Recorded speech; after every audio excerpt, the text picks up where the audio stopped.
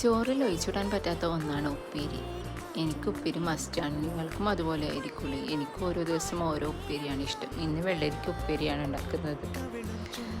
Flame ഓണാക്കിയതിന് ശേഷം ചട്ടി വെച്ച് അതിൽ ഓയിൽ ഒഴിച്ച് നന്നായി ചൂടായതിന് ശേഷം കടുകിട്ട് പൊട്ടിക്കുക. കടുക് പൊട്ടിയതിന് ശേഷം വെള്ളരിക്ക ഇട്ട് കൊടുക്കുക. ആവശ്യമായ പച്ചമുളക്, വെളുത്തുള്ളി പേസ്റ്റ്, ഞാനിവിടെ 2 പച്ചമുളകാണ് ഇട്ട് കൊടുക്കുന്നത്. നിങ്ങൾക്ക് എരിവിനനുസരിച്ച് ഇട്ട് കൊടുക്കാവുന്നതാണ്. ആവശ്യമായ ഉപ്പ്,